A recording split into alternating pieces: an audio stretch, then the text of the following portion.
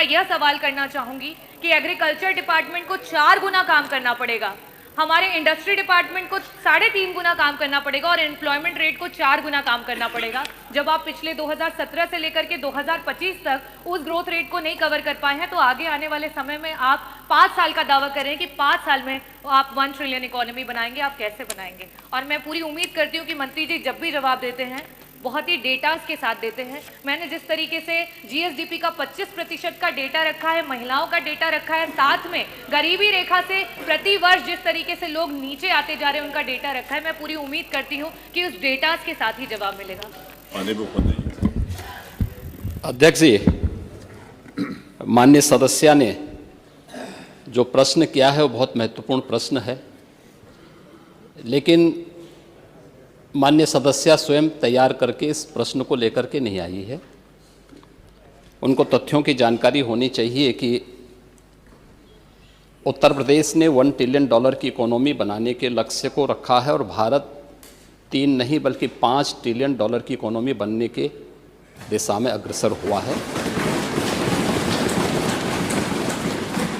आपकी पीड़ा को मैं समझ सकता हूं, क्योंकि जो आपके नेता बोलते हैं कि भारत कभी विकसित देश नहीं बन सकता, तो आप तो उनका अनुसरण करेंगे ही करेंगे कि उत्तर प्रदेश कभी $1 ट्रिलियन की इकोनॉमी नहीं बन सकता। ये वक्तव्य आपका अपनी पार्टी के अनुसार, समाजवादी पार्टी की मंशा के अनुरूप उपयुक्त ही है,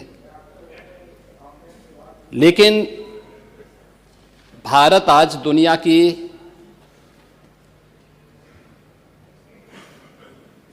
5वीं बड़ी अर्थव्यवस्था बन चुका है और 2027 में भारत $5 ट्रिलियन की इकोनॉमी बनेगा, इसमें कोई संदेह नहीं। और दुनिया का सबसे तेजी के साथ उभरती हुई अर्थव्यवस्था के रूप में सर्वाधिक ग्रोथ रेट के साथ भारत आज दुनिया की एक बड़ी अर्थव्यवस्था के रूप में आगे बढ़ रहा है। और मुझे लगता है कि 140 करोड़ भारतवासियों को इस पर गौरव की अनुभूति होनी चाहिए। हो सकता है कुछ लोगों को इसमें अच्छा नहीं लग रहा हो, क्योंकि जिनका अपना पर्सनल एजेंडा होता है वह देश के विकास को अच्छा नहीं मानेंगे। लेकिन आदरणीय प्रधानमंत्री जी की प्रेरणा से, उनके विजन के अनुरूप उत्तर प्रदेश ने भी $1 ट्रिलियन की इकोनॉमी बनने की दिशा में एक बड़े कार्यक्रम को आगे बढ़ाया है।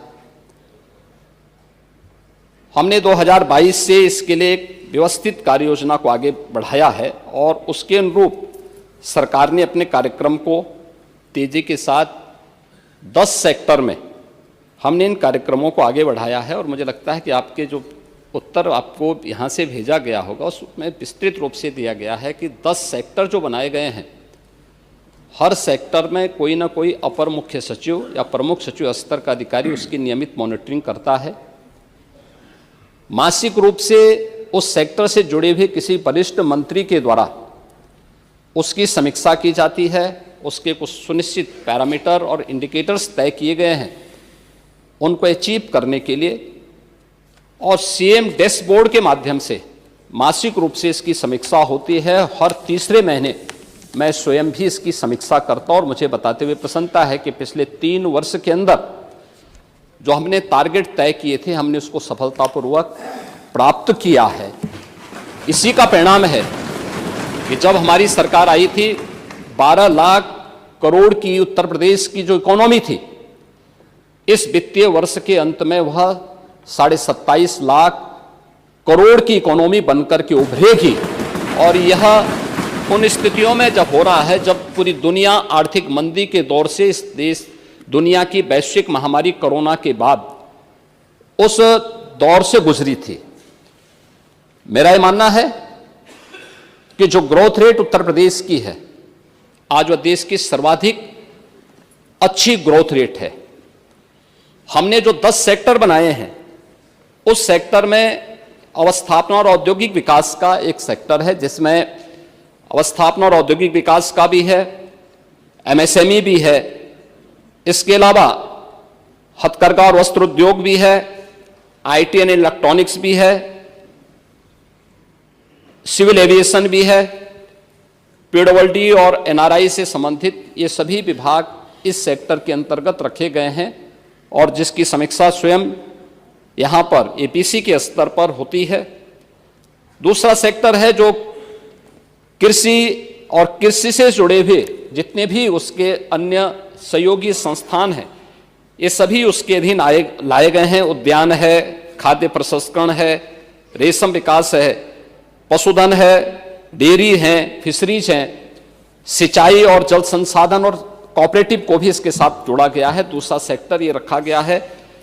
तीसरा सेक्टर सामाजिक सुरक्षा से जुड़ा हुआ है, जिसमें समाज कल्याण विभाग से जुड़ा हुआ जो जितना भी सोशल सेक्टर से जुड़े हुए जितने भी विभाग हैं उन सबको इसके साथ जोड़ा गया है। चौथा विभाग नगरीय विकास से जुड़ा हुआ है, जिसमें आवास और शहरी विकास का भी है, रोजगार और गरीबी उन्मूलन का भी है, वन, पर्यावरण और जलवायु परिवर्तन से जुड़े हुए क्षेत्र को भी, इन सभी को इस सेक्टर के साथ जोड़ा गया है। और पांचवां ग्राम्य विकास से जुड़ा हुआ है, जिसमें ग्राम्य विकास, पंचायती राज, ग्रामीण अभियंत्रण सेवा, नमामि गंगे और ग्रामीण जलापूर्ति, तार, राजस्व, इन सभी विभागों को इसके साथ जोड़ा गया है।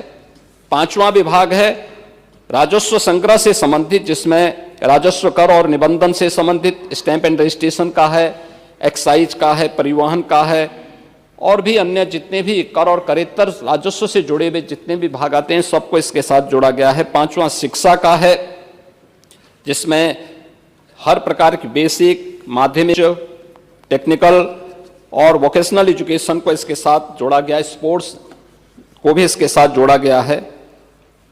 आठवां जो सेक्टर है वह विविध क्षेत्र में है, गृह विभाग, गृह है, कारागार है, इसमें अन्य जितने भी विभाग आते हैं इन सब को इसके साथ जोड़ा गया है। नौवां विभाग है चिकित्सा स्वास्थ्य का, जिसमें चिकित्सा स्वास्थ्य का है, परिवार कल्याण का है, मेडिकल एजुकेशन है, आयुष का है, महिला और बाल विकास का है। और 10वां सेक्टर है जो सर्विस सेक्टर है, टूरिज्म का है। इन सभी को इसके साथ जोड़ करके एक व्यवस्थित कार्य योजना को आगे बढ़ाने का कार्य किया गया है।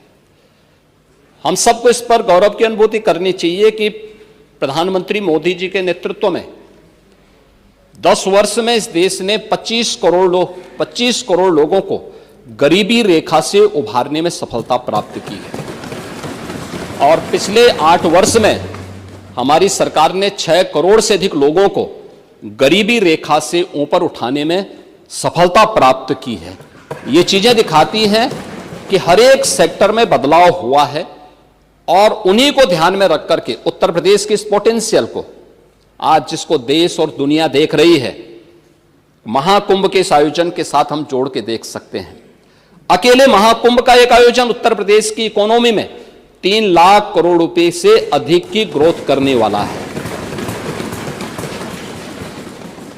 महिलाओं के स्वावलंबन की दिशा में जो कार्य हुए हैं, अकेले उत्तर प्रदेश पुलिस भर्ती में 20% भर्ती अनिवार्य रूप से महिलाओं की हुई है।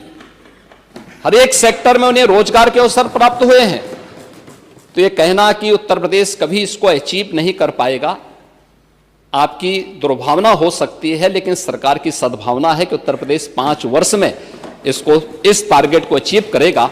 और 2029 में जिस उत्तर प्रदेश के इस संसाधनों से भरपूर उत्तर प्रदेश को प्रकृति और परमात्मा की कृपा से ओतप्रोत इस उत्तर प्रदेश को, जिसको आप लोगों ने, समाजवादी पार्टी की सरकार ने और विपक्षी दलों की सरकार ने देश के बीमारू राज्यों की श्रेणी में खड़ा कर दिया था, देश की 6ठी 7वीं अर्थव्यवस्था के रूप में खड़ा किया था, पिछले 8 वर्ष की डबल इंजन सरकार के प्रयास से दूसरी बड़ी अर्थव्यवस्था बना है। और 29 में उत्तर प्रदेश $1 ट्रिलियन की इकोनॉमी भी बनेगा और देश की सबसे बड़ी अर्थव्यवस्था भी बनेगा। इस बात के लिए मैं पूरे सदन को आश्वस्त करता हूं।